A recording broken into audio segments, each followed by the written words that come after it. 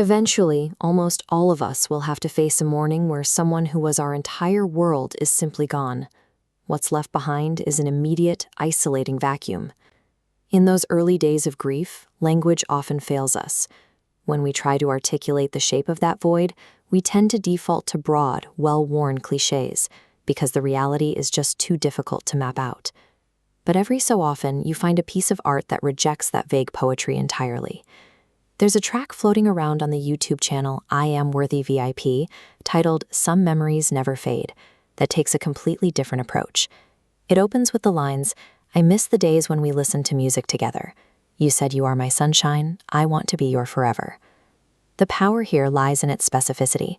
The deepest emotional resonance in a tribute rarely comes from sweeping generalizations about a person's character, but from unapologetic, highly detailed snapshots of who they were.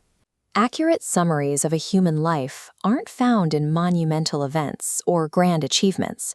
They are documented in the quiet, mundane moments of the everyday. We can see this structure in the first pillar of the song's tribute, sensory anchors. The narrator specifically points to the physical routines they shared, singing, "I miss our early morning breakfast. You made the best tacos." This brain diagram illustrates how grief is experienced through the senses. The brain builds neural pathways around established daily routines, linking the presence of a loved one to specific sights, sounds, and smells. When those daily inputs are suddenly removed, the brain continues to fire in anticipation of the familiar. It is still searching for the smell of breakfast or the sound of a voice, and finding nothing but a measurable, pulsing void. The song maps out this pattern of missing inputs by listing the brisket cooking and the call making. In this light, missing someone is the sensation of these deep-seated sensory habits going hungry. It is a form of deprivation where the mind yearns for the simple data of a shared morning. The second structural pillar of this tribute relies on shared identity. A massive component of the grieving process involves mourning the specific version of yourself that only existed in relation to that person. The narrator captures this with the hyper-specific lyric, "Teaching me to be a Dallas Cowboys cheerleader." The activity of cheering was the vehicle for the validation the narrator received. The memory is anchored by the feeling of personal growth, summed up in the line, "I knew that I made you proud." That shared identity was reinforced by the rhythm of their time together, remembering how they watched every football game together. This leads to the third pillar, relational modeling.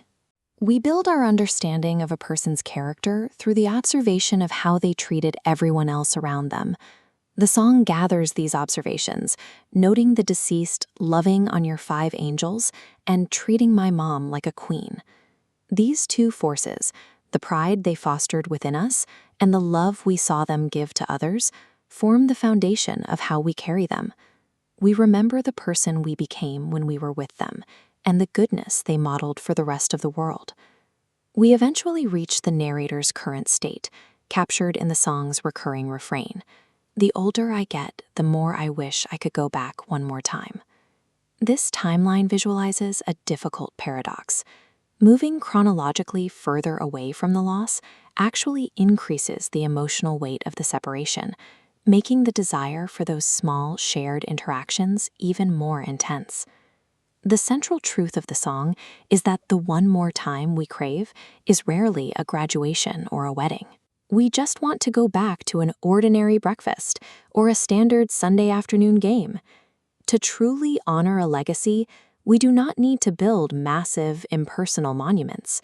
True love and our survival of its loss lives right inside the highly specific memories of cooking briskets, making tacos, and listening to music together.